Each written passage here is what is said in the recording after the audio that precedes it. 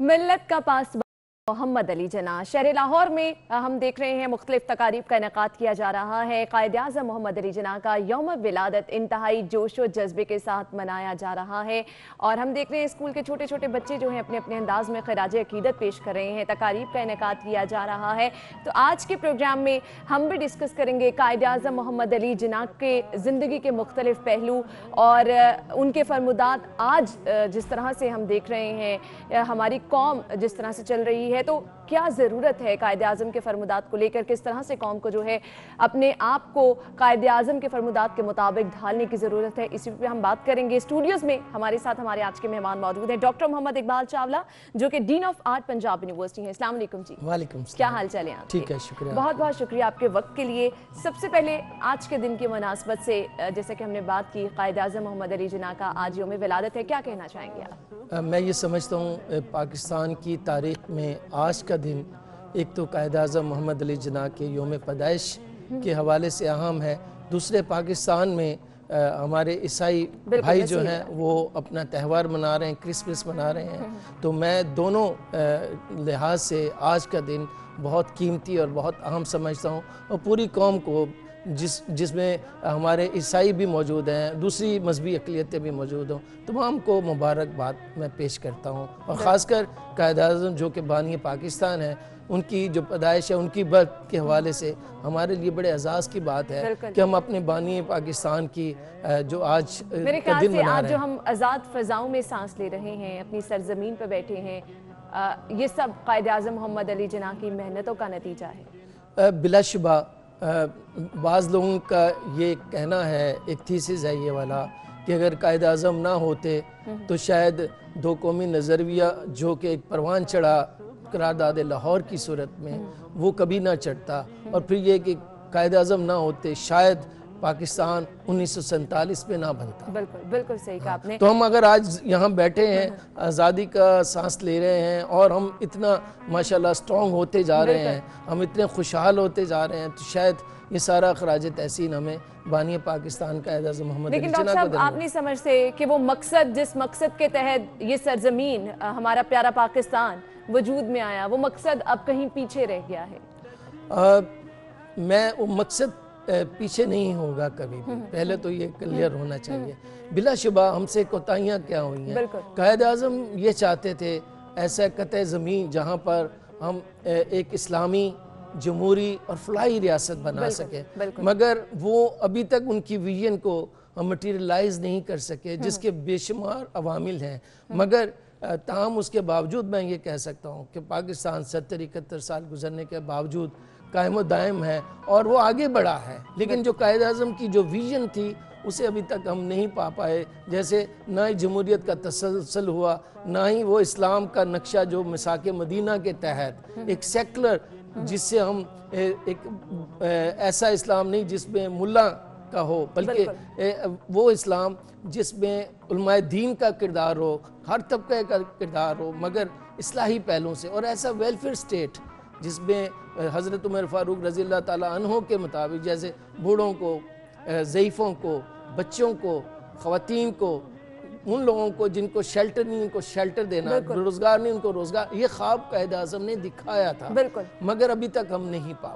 صحیح، کیا وجوہات سمجھتے ہیں آپ جو قائد اعظم نے خواب دکھائے اور جو ایک ملک کا نقشہ سامنے رکھا قائد اعظم کے فرمودات کے مطابق، ہم نے جیسا کہ بات کی کہ اس طرح سے ہم نہیں دیکھ رہے، وجوہات اس کی کیا سمجھتے ہیں آپ؟ اس میں ظاہر ہے اتنی مختصر نشست میں یہ تمام وجوہات کا احاطہ کرنا مشکل ہے، مگر میں یہ سمجھتا ہوں سب سے بڑی وجہ یہ تھی، انڈیا اور پاکستان کا موازنہ کریں تو قائد اعظم محمد علی جناح ایک ہی سال کے اندر دنیا سے چلے گئے، رخصت ہو گئے اور فوت ہو گئے، وفات پا گئے، جبکہ جواہر لال نہرو جو تھے وہ 60 تک زندہ رہے، اس سے بھی زیادہ رہے، لہٰذا وہ ایک لیڈرشپ وہاں موجود رہی۔ پھر لیاقت علی خان جو تھے وہ بھی شہید کر دیے گئے، شہید ہو گئے، جس سے ہمارے ہاں لیڈرشپ کا کرائسس پیدا ہو گیا۔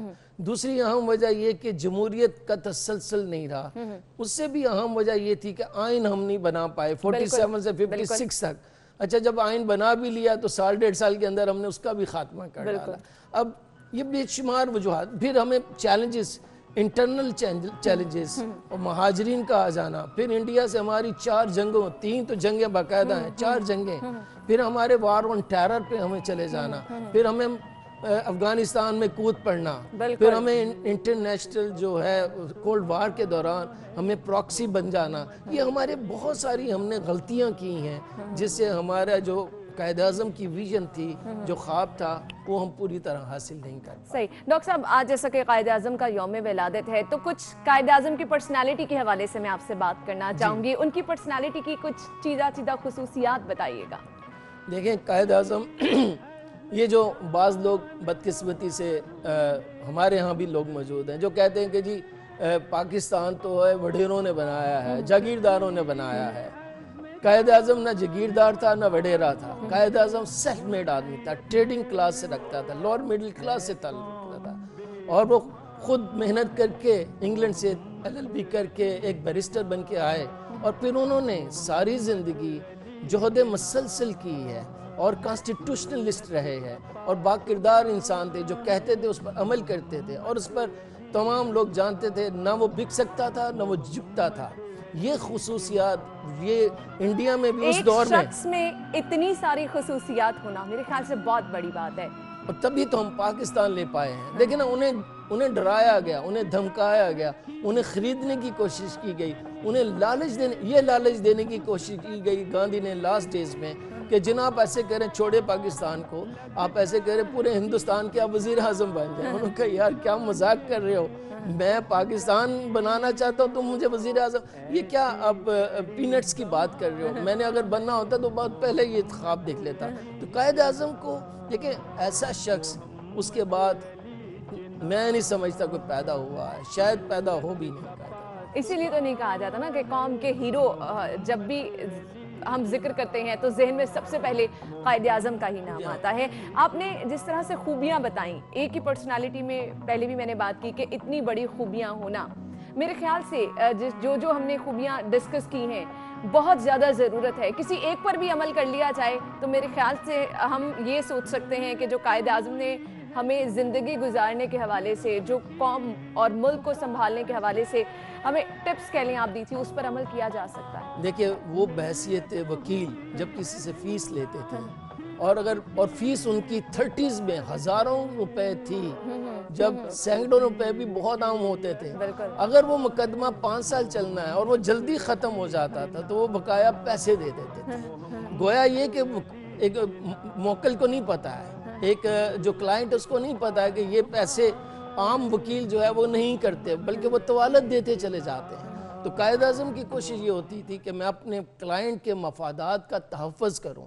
تو یہ جو میں اس سے اصول ہم یہ لے لیں کہ ہم جو بھی کام کریں پوری ایمانداری سے کریں، اور پوری ایمانداری کے تقاضوں میں یہ بھی ہو کہ ہم چیٹ نہ کریں۔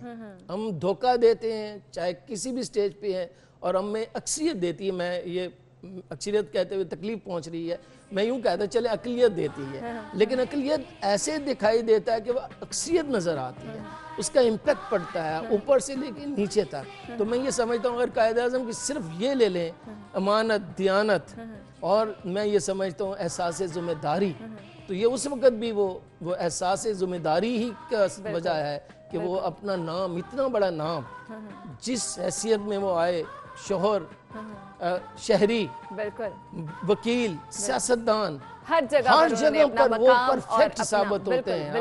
اور ایسا کوئی آپ کو ملے گا نہیں، میں نہیں سمجھتا کہ ایسا، مگر ہم ان پہ کاپی کر سکتے ہیں، ہم ان سے سیکھ سکتے ہیں۔ قائد اعظم کی تعلیمی جو سرکل تھا سارا، اس سے ریلیٹڈ کچھ بتانا چاہیں آپ؟ قائد اعظم ظاہر ہے ہندوستان میں میٹرک کے بعد وہ انگلینڈ چلے گئے، انگلینڈ سے وہ LLB کر کے آئے، بیرسٹر بن گئے، اور پھر وہ بیرسٹر بن کے اس وقت یہی بہت بڑی ڈگری ہوتی تھی۔ بعض لوگ کہتے ہیں کہ جی دیکھیں جب PhD نہیں تھی تو تب بھی بہت بڑے اساتذہ موجود تھے، پہلے جو ہمارے ہاں بھی آنرس بڑا اہم سمجھا جاتا تھا، اب PhD بڑی اہم سمجھی جاتی ہے، اب بڑی لیٹسٹ ڈیولپمنٹ ہے، پوسٹ ڈاک بڑی اہم سمجھی جاتی ہے۔ اب سوال یہ ہے کہ اپنے وقت میں قائد اعظم اس وقت کے بہت نامور وکیل تھے، اور انہوں نے اپنا نام ہندوستان میں بہت نام کمایا، مسلمانوں میں تو کمایا، ہندوؤں میں، پارسیوں میں، عیسائیوں میں، انگریزوں میں، اور انگریز ان سے بات کرتے ڈرتے تھے، ججز کو پتا تھا کہ یہ بندہ تیاری کر کے آ رہا ہے, اس کو پتہ ہے, قانون کا پتہ ہے. تو جو شخص مہارت حاصل کرتا ہے, ہمارے ہاں ہمیں کیا سیکھنا ہے؟ ہم جس شعبہ جات میں ہیں, ہمیں اپنی پوری ایمانداری سے اگر ہم عمل کریں, سیکھیں, تو ہم بھی مہارت حاصل کر لیں. جب ہم مہارت حاصل کر لیتے ہیں تو کوئی ہماری جگہ لے نہیں سکتا. بالکل صحیح کہا آپ نے, بالکل صحیح کہا. ڈاکٹر صاحب, ہمارے ہاں جیسا کہ ہم دیکھتے ہیں, کوئی شخص جب کسی مقام پہ پہنچ جاتا ہے تو پھر اس کا رہن سہن, پھر اس کے ارد گرد ہر چیز تبدیل ہو جاتی ہے. قائد اعظم کا زندگی گزارنے کا سٹائل کیسا تھا؟ بالکل سادہ, یا پھر جس طرح سے وہ اونچے مقام پر تھے؟ قائد اعظم جو تھے نا, وہ انگلینڈ میں رہے, انگلینڈ سے وابستہ رہے.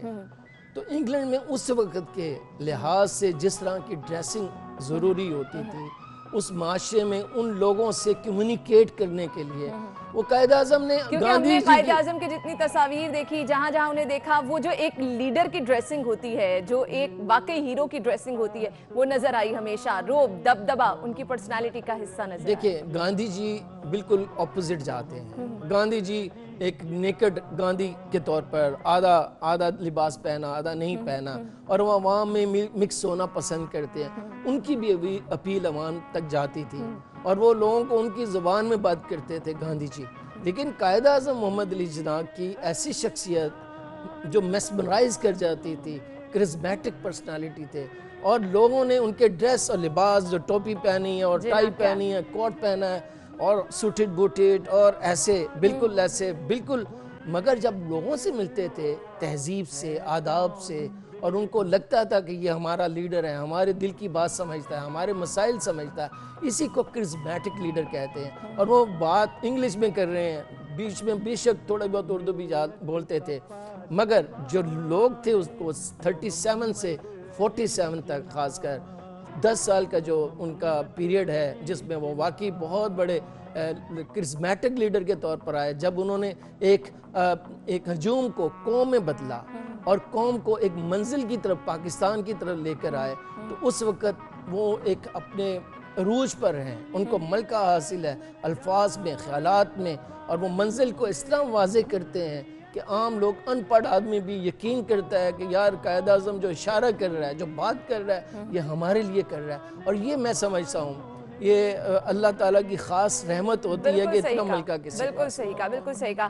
ڈاکٹر صاحب, یہ جو تصاویر ہم دکھا رہے ہیں, قائد اعظم کی بہن فاطمہ جناح ہر جگہ ان کے ساتھ رہی, انہوں نے اپنی بہن کو ہر جگہ اپنے ساتھ رکھا. تو ایز اے بردر کس طرح سے قائد اعظم تھے؟ دیکھیں, قائد اعظم کی اور بھی بہنیں تھیں, یہ سب سے چھوٹی بہن تھی, تو انہوں نے انہیں اپنی بیٹی کی طرح پالا اور ان کو پڑھایا. یہ ڈاکٹر بنی, ڈینٹسٹ ڈاکٹر بنی, انہوں نے کچھ عرصہ پریکٹس بھی کی. پھر خاص کر جب 1929 میں قائد اعظم کی جو وائف تھی, ان کی ڈیتھ ہو گئی, تو ان کی بیٹی چھوٹی تھی, تو پھر فاطمہ جناح جو تھی, قائد اعظم ان کے بیٹی کے ساتھ جڑ گئے. اور جب تحریک پاکستان شروع کیا 1934-35 میں, انہوں نے مسلم لیگ کا ایک خواتین کا ونگ بنایا. انہیں اندازہ تھا کہ خواتین کو موبلائز کیے بغیر ہم کوئی بھی منزل حاصل نہیں کر پائیں گے. تو ایسے میں فاطمہ جناح کا جو کردار تھا, اور آپ یہ دیکھ لیجئے, وہ شادی کر سکتی تھی, شادی نہیں کی. ان کا ایک نصب العین انہوں نے پاکستان بنا لیا, اور پاکستان بننے کے بعد بھی مادر ملت بنی. اور وہ انہوں نے, میں سمجھتا ہوں کہ قائد اعظم کو جس طرح انہوں نے سپورٹ کیا, وہ خالی خاتون نہیں تھی, پورا ادارہ تھی. ان کی دیکھا دیکھی بڑی خواتین لیڈ کلاس کی, وہ تو آئیں. دیکھنا, رانا لیاقت علی خان کی مسز آئیں, نساء نون آئیں, اور بہت ساری لوگ آئیں, مگر عام جو خواتین تھی وہ بھی سامنے آئیں, کیونکہ وہ جلسوں میں جایا کرتی تھی, وہ کمپین میں جایا کرتی تھی. تو گویا عورت اور مرد شانہ بشانہ تھے. یہ بنیادی طور پر قائد اعظم کا اسلام کا تصور تھا. لیکن دیکھیں, ابھی تو اس طرح دیکھا جاتا ہے کہ خواتین کو پیچھے رکھا جا رہا ہے. جب ہمارے قائد نے ہر معاملے میں اپنی بہن کو آگے رکھا اور خاص طور پر خواتین کے حقوق کی بات کی, تو قائد اعظم خواتین کے حقوق کے حوالے سے کتنے ایکٹیو نظر آتے تھے؟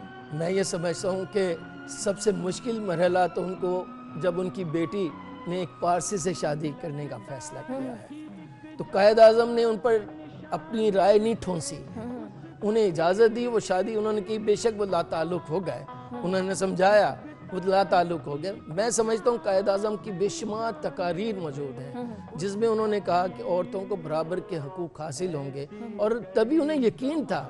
میں سمجھتا ہوں کہ شاید پاکستان کی تحریک جو خاص کر 40 سے 47 تک وہ جو کامیاب ہوئی ہے, اس میں ان خواتین کا بڑا اہم رول ہے جو اس وقت مسلم لیگ میں شامل تھی.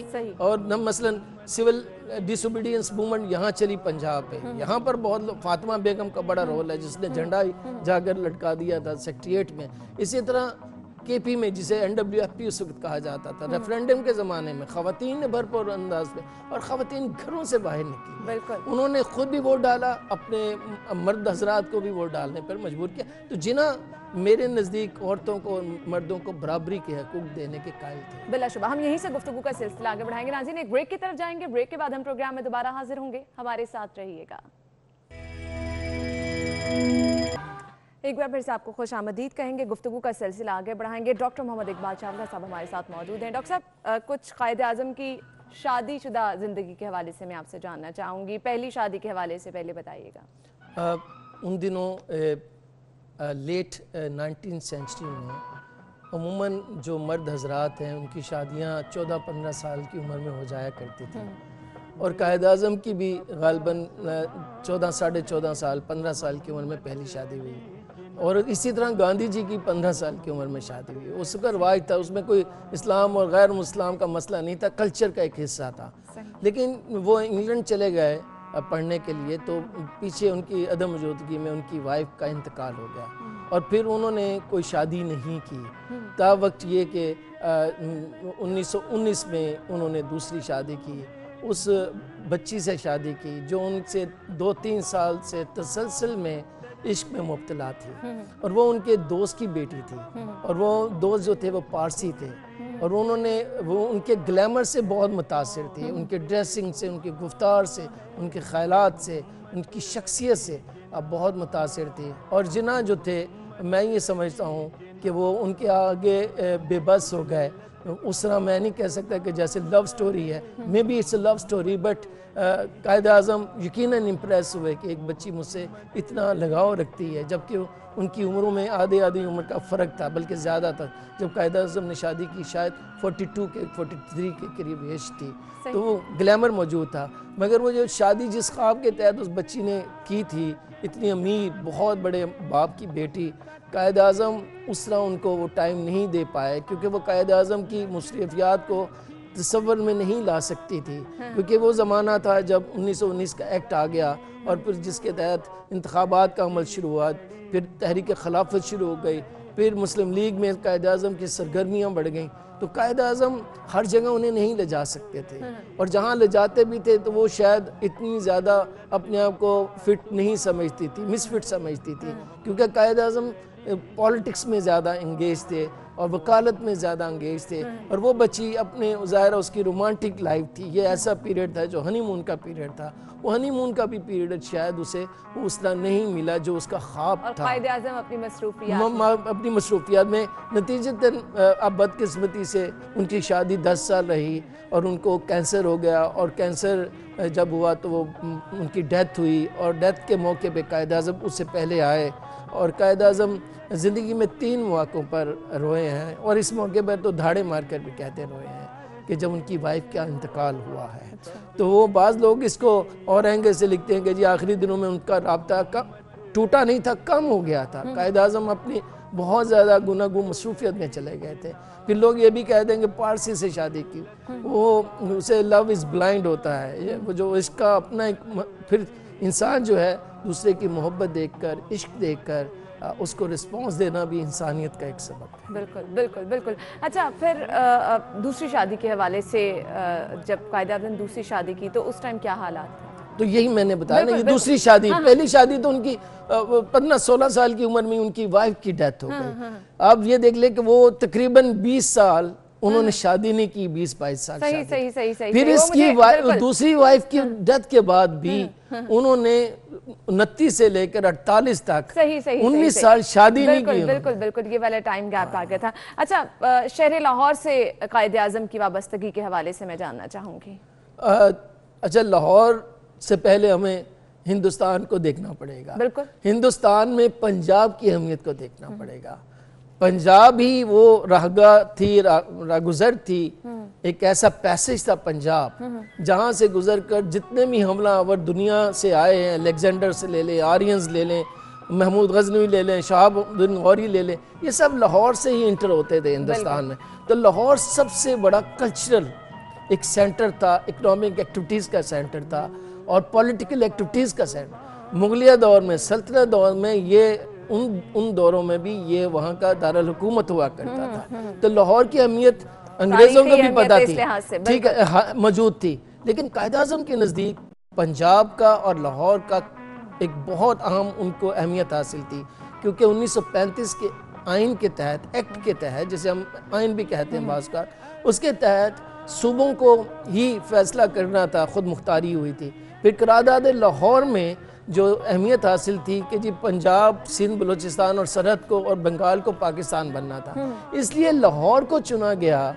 یہاں پر قرارداد لاہور منظور کی گئی جو کہ پاکستان کا آئندہ آنے والے دنوں کا دل ہونا تھا, اور ابھی بھی دل ہے. اور لاہور ہی وہ شہر تھا جہاں پر جب تحریک خلافت میں مسلم لیگ بالکل بیٹھ گئی تھی, بالکل گمنام ہو گئی تھی, قائد اعظم نے 1924 میں مسلمین لیگ کو دوبارہ جو زندہ کیا لاہور میں کیا. پھر 1934 میں انگلینڈ سے جب واپس آئے, یہاں پر ہی لاہور میں انہوں نے مسلم لیگ کا اجلاس کیا, دوبارہ سے ریوائیو کی مسلم لیگ کو انہوں نے. تو لہٰذا لاہور, اور پھر قرارداد لاہور کے بعد کئی دفعہ وہ لاہور میں آئے, یہاں پر اسٹوڈنٹ سے, لڑکوں سے, لڑکیوں سے, مختلف کالجز پہ مسلم لیگ کے اجلاس ہوئے. تو میں یہ سمجھتا ہوں, میں ایک آپ کو اسٹیٹمنٹ دیتا ہوں لارڈ ایٹلے کی, لاسٹ پرائم منسٹر تھے جب پاکستان بننے والا تھا. ان سے ایک صحافی, میں اس کا نام بھول گیا, اس نے پوچھا کہ جی یہ انتخابات میں اگر مسلم لیگ جیت جاتی ہے تمام صوبوں میں سے, اور جیسے وہ دعویٰ کرتے, کیا پاکستان دے دیں گے؟ انہوں نے کہا اگر پنجاب سے مسلم لیگ ہار جاتی ہے تو پھر پاکستان کو میں سمندر میں پہنا دوں گا.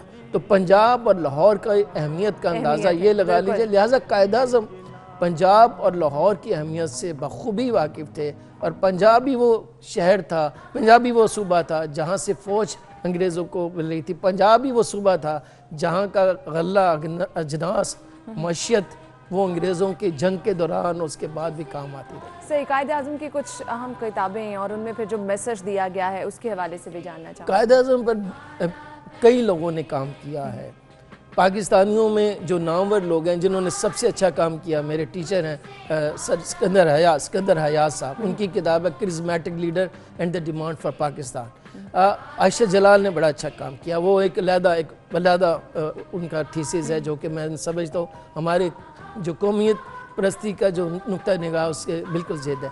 جسوت سنگھ نے ابھی انڈیا سے, اس نے بڑی اچھی کتاب لکھی ہے, لیکن اس نے ابھی اپنے ایک نقطہ نگاہ سے قائد اعظم کو اہمیت نہیں دی ہے. مگر سب سے زیادہ جو اہمیت جس نے دی ہے ہیکٹر بلیتھو نے دی, اور انہوں نے 1953 میں کام کیا. پھر اسٹینلے والپٹ نے جنا آف پاکستان, وہ بہت اچھی کتاب انہوں نے لکھی ہے جس میں انہوں نے کہا ہے کہ دنیا میں بہت کم ایسے لیڈر ہیں جنہوں نے ایک عوام کو قومیت کی طرف لے کر آئے, اور بہت کم لوگ ہیں جنہوں نے قومیت کا تصور اس طرح دیا کہ ایک ملک کا نقشہ بتایا ہو, اور بہت کم لوگ ان میں شامل ہیں جنہوں نے قومیت کی بنیاد پر ایک ملک حاصل کیا ہو. قائد اعظم نے یہ تینوں کام کیے ہیں. لہٰذا دنیا کا کوئی بھی سیاسی لیڈر ان کی لیڈرشپ کو, پولیٹیکل لیڈرشپ کے مد مقابل نہیں آ سکتا. پولیٹیکل لیڈرشپ کی آپ نے بات کی, ہم نے دیکھا قائد اعظم کی مختلف تقاریر, پھر ان کے بیانات, پھر ان کے فرمودات, ہمیشہ کس چیز پر زیادہ وہ زور دیا کرتے تھے؟ دیکھیے, پاکستان بننے کے پہلے تو ظاہر وہ قوم بنا رہے تھے, ایک منزل کی طرف عوام کو لا رہے تھے, جس میں انہوں نے طالب علموں کو موٹیویٹ کیا, فیمیل کو موٹیویٹ کیا, سیول اور ملٹری بیوروکریسی کو موٹیویٹ کیا, عوام کو موٹیویٹ کیا. پاکستان بننے کے بعد وہ سمجھتے تھے جو انہوں نے وعدے کیے ہیں, جو خواب دکھایا ہے, وہ ہمیں کیا پورا کرنا ہے. جو میں نے پہلے کہا, شروع میں کہا, ایک اسلامی جمہوری فلاحی ریاست, اور فلاحی ریاست کب آ سکتی ہے؟ جب ہم معاشی طور پر مضبوط ہوں گے. اور معاشی طور پر مضبوط کیسے ہوں گے؟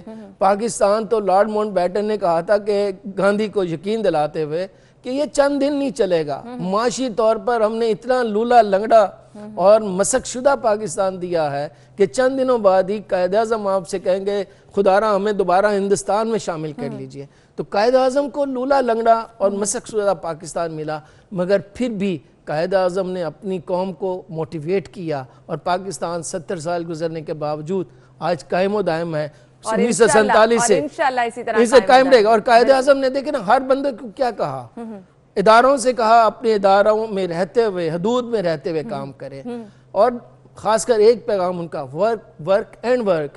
ہم یہ چھوڑ گئے ہیں، ہم یہ کہہ رہے ہیں کہ you work and you work I don't work. Doctor صاحب میں اسی نوٹ پہ اینڈ بھی کرنا چاہوں گی کہ جیسا کہ قائد اعظم کی جانب سے کہا گیا کام کام اور صرف کام، میرے خیال سے یہی کامیابی کا راز ہے، اور یہی وہ انسان جو کہ اپنی زندگی کو کامیاب بنانا چاہتا ہے، قائد اعظم کے اگر اس فرمان پہ عمل کر لے گا تو زندگی میں وہ ضرور اپنے مقام پر پہنچے گا. بہت بہت شکریہ ڈاکٹر صاحب آپ کے قیمتی وقت کے لیے. ناظرین یہاں پہ ایک بریک لیں گے، بریک کے بعد ہم دوبارہ حاضر ہوں گے، ہمارے ساتھ رہیے گا.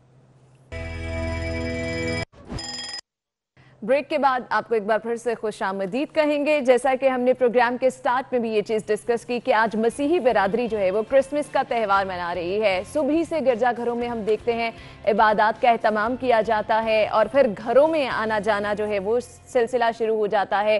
تیاریاں بھرپور کی جاتی ہیں، پکوان بنائے جاتے ہیں، جس کے بعد ہم ہر دفعہ دیکھتے ہیں کہ رات کو مختلف پارٹس کا رخ کرتے ہیں، یعنی بھرپور طریقے سے جو ہے وہ دن منایا جاتا ہے. اسی پہ ہم بات کریں گے. ہمارے ساتھ ہمارے سینئر رپورٹر رضا کھرل صاحب موجود ہیں. السلام علیکم جی. وعلیکم السلام. کیا حال چال ہے رضا بھائی؟ میں ٹھیک، بالکل خیریت سے ہوں. رضا بھائی جیسا کہ ہم بات کریں کہ کرسمس کا تہوار آج پورے پاکستان میں منایا جا رہا ہے، شہر لاہور میں بھی ہم دیکھتے ہیں صبح کا آغاز ہی ہوتا ہے، گرجا گھروں میں عبادات کا سلسلہ شروع ہو جاتا ہے. بالکل یہ تہوار پوری دنیا میں منایا جا رہا ہے، اور پاکستان میں بھی مسیحی برادری ایک بہت بڑی تعداد میں رہتی ہے، اور خاص طور پنجاب میں، لاہور میں، اور یہاں پہ مختلف چرچز وہاں پہ تقریبات سروسز جاری ہیں، اور وہاں پہ میلے کا سماں ہے. مختلف چرچز میں لوگ صبح سے ہی، ابھی میں راستے میں آ رہا تھا تو اپنے اپنے حساب سے اپنے اپنے قریبی چرچ میں پہنچ رہے تھے، گرجا گھر میں پہنچ رہے تھے. اور سب سے زیادہ تو لارنس روڈ پہ اور مار روڈ پہ جو چرچز ہیں دونوں، پروٹیسٹنٹس کا اور دوسرا رومن کیتھولک اور ایسٹرن رومن کیتھولک چرچز جو ہیں، وہاں پہ لوگ پہنچ رہے ہیں اور وہاں پہ سروسز میں حصہ لے رہے ہیں، عبادات میں حصہ لے رہے ہیں مسیحی عقیدے کے مطابق. اور اس کے علاوہ وہاں پہ چونکہ یہ بہت بڑا فیسٹیول ہے اور فیسٹیوٹی ہے مسیحی برادری کے لیے، اس لیے بطور خاص جو اہتمام کیا گیا ہے حکومت کی جانب سے سیکیورٹی کا بھی، اور ساتھ ساتھ وہاں پہ جو مشاغل ہیں، جو مختلف مسالک سے تعلق رکھنے والے مسیحی برادری کے اراکین ہیں، لوگ ہیں، وہ وہاں پہ شریک ہو رہے ہیں نئے کپڑے پہن کے. جیسے ہم عید پہ مسلمان پہنتے ہیں، ویسے ہی بالکل اسی طرح سے پورے ذوق و شوق سے مذہبی عقیدت کے ساتھ وہ اس فیسٹیوٹی کو منا رہے ہیں، اور کافی دلچسپ ہے آج. اچھا رضا بھائی، ہمیشہ ہم یہ بھی دیکھتے ہیں، یہ چیزیں ہم نیوز میں بھی رپورٹ کرتے رہتے ہیں، انتظامات ہمیشہ جو ہے وہ دیکھے جاتے ہیں، پولیس کی جانب سے بھی فل پروف سیکیورٹی کے انتظامات کیے جاتے ہیں، جتنے چرچ ہیں ان کے باہر پھر ٹریفک پلان پراپر تشکیل دیا جاتا ہے، یعنی ہر طرح سے فیسیلیٹیٹ کیا جاتا ہے. جی بالکل. یہ جو مذہبی عقیدت کا اور مذہبی ٹالرنس کی بات ہے، اسلام میں خاص طور پر اس کی تاکید کی گئی ہے کہ دوسرے مذاہب کے ماننے والوں کو بھی پوری آزادی دی جائے. اور پھر جو آئین پاکستان ہے، اور جس طرح قائد اعظم محمد علی جناح آج ان کی سالگرہ بھی ہے بانی پاکستان کی، اور ان کے فرمودات میں بھی اور ان کی تقاریر سے بھی جو لب لباب نکلتا ہے وہ یہی ہے کہ you are free to go to your mosques, you are free to go to your churches, you are free to go to your places of worship. تو آپ اپنی اپنی جو جگہیں ہیں وہاں جانے پہ آزاد ہیں. تو اس لیے میں حکومت پاکستان کی بحیثیت کسٹوڈین کے اس آئین کی ذمہ داران اور اس آئین کی پاسداری کی جو 1973 میں بنا، اس کی ذمہ داری کے طور پر سب اقلیتوں کو، سب منورٹیز کو، سب کمیونٹیز کو ان کی مذاہب اور ان کے عقیدے مطابق آزادی کے ساتھ عبادت کرنے کے لیے مواقع مہیا کرتے ہیں، انتظامات کرتے ہیں. اور یہ آئین پاکستان کی بالکل آئین مطابق ہو رہا ہے، اور آئین میں تو یہ ساری چیزیں طے ہیں کہ سب کو برابری کا حق ہے، اور یہ پاکستان سب کا ہے. بالکل صحیح کہا آپ نے، بالکل صحیح کہا. اور ہم یہ بھی دیکھتے ہیں کہ جتنے ہمارے ادارے ہیں، محکمے ہیں، وہاں پر بھی خصوصی طور پر کرسمس کے حوالے سے ہمارے آفس میں بالکل ہمارے آفس میں اب یہ دیکھیں کہ پچھلے یعنی ایک ہمارا ملک گزشتہ 10-15 سالوں کے دوران ایک بہت بڑی تبدیلی میں سے گزرا اور ایک بڑے مسائل کا ہم شکار رہے، جہاں پہ عدم برداشت بہت زیادہ پھیل گیا اور بہت سارے خود مسلمانوں کو اور پھر آگے مسالک کی بنیاد پہ اور پھر مختلف مذاہب کی بنیاد پہ ٹارگٹ کیا گیا. اور اب اللہ کا شکر ہے کہ بہت سارے مسائل سے ہم نکل چکے ہیں اور بہتری کی جانب گامزن ہیں. اور اگر اس طرح سلسلہ رہا تو یقیناً سب کمیونٹیز کے لیے یہ ملک واقعی پاک ہوگا، پاکیزہ ہوگا اور سب کے لیے آزادی ہوگی یہاں پہ. اور یقیناً اب بھی بالکل ایسا ہی انڈیکیشن ہے. اور پرائیویٹ سطح پہ جو مختلف آرگنائزیشنز ہیں ان میں تقاریب منعقد ہوئی ہیں اور ہو بھی رہی ہیں، اور وہ ان تقاریب کا اہتمام مسلمان بھائیوں نے کیا ہے. مسلمان جو کولیگز ہیں انہوں نے کیا ہے اور انہوں نے اکوموڈیٹ کیا ہے. ہونے والی تقریب کی ایک مثال دی ہے. جی بالکل، ہمارے آفس میں ڈیفینیٹلی سب کے ساتھ پورا ادارہ جو ہے ہمارا وہ سب نے اکٹھے ہو کے اس تقریب میں کرسمس کیک کاٹا اور پھر اسی طریقے سے جو مسیح برادری ان کو مبارکبادیں دی اور ان کی طرف سے ہمیں بھی مبارکبادیں وصول ہو رہی ہیں کیونکہ ہم ساتھی ہیں، ایک جڑے ہوئے ہیں ایک دوسرے کے ساتھ. یہ ایک چین ہے، ہم اس میں سے ایک بھی ٹوٹ جائے تو یہ معاشرہ قائم نہیں رہتا. اور معاشرہ یہ نہیں کہتا کہ جو اصول ہیں سوسائٹی کے اور رضا بھائی جس طرح آج کل افراتفری پڑی ہے، کام میں لوگ بیزی ہیں، کسی کے پاس اتنا ٹائم نہیں ہوتا کہ مل بیٹھ جائیں، تو جب میرے خیال سے ایسے مواقع آنے چاہیے تو ہر کسی کو بڑھ چڑھ کر بالکل ہر ایک کو بڑھ چڑھ کے حصہ لینا چاہیے. آئین پاکستان کی پابندی کرنی چاہیے اور چونکہ یہ ایک طرح سے اور ہمارے لیے دگنی اہمیت کا دن بھی ہے کہ قائد اعظم محمد علی جناح کی سالگرہ بھی ہے آج کا دن. تو ان کی برتھ اینیورسری کے حوالے سے بھی جو میسج سامنے آتا ہے وہ یہی ہے کہ ٹالرنس برداشت بھی کریں، کولیبوریٹ بھی کریں.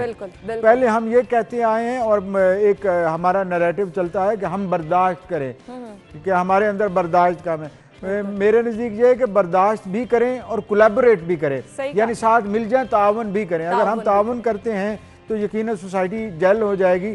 ڈفرینسز یہ ضروری نہیں ہے کہ جو میرا عقیدہ ہے وہ آپ کا عقیدہ ہو جائے یا جو آپ کا نقطہ نظر ہے وہ میرا نقطہ نظر ہو جائے، لیکن آپ کے نقطہ نظر کی میں رسپیکٹ کروں اور آپ میرے نقطہ نظر کی رسپیکٹ کریں اور میرے بلیف کی رسپیکٹ کریں تو سوسائٹی پھر چلے گی. مقصد یہ ہے نا کہ آپ محبت جو ہے وہ ہر 4 صوبے کھیریں، مل جل کر بیٹھیں، جہاں کہیں بھی ایسا موقع آئے اس سے بھرپور فائدہ اٹھائیں.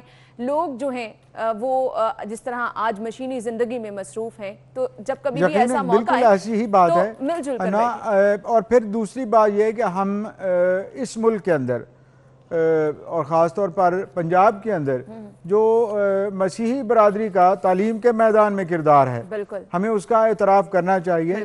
اور ایسی بے شمار شخصیات ابھری ہیں اس برادری سے جنہوں نے پاک سرزمین کی بالکل بے لوث ہو کر خدمت کی ہے اور اپنا پیغام اور اپنا مشن آگے بڑھایا ہے. اور جیسے آپ مثال 71 کی بار جو ہیرو ہیں سیسل چودھری صاحب مرحوم، اب یہ کہ اس برادری سے تعلق ہونے کے باوجود بھی وہ ہمارے وار ہیرو ہیں. بالکل ٹھیک ہے، ان کا جو کنٹریبیوشن ہے مختلف پاکستان کی سرزمین کی حفاظت کے لیے وہ بہت نمایاں ہیں. اور اسی سلسلے میں پورا ایک روڈ لاہور میں ان کے نام پہ ہیں اور ان کے والد صاحب ایف ای چودھری صاحب جو میرے خیال 104 سال کی عمر میں فوت ہوئے.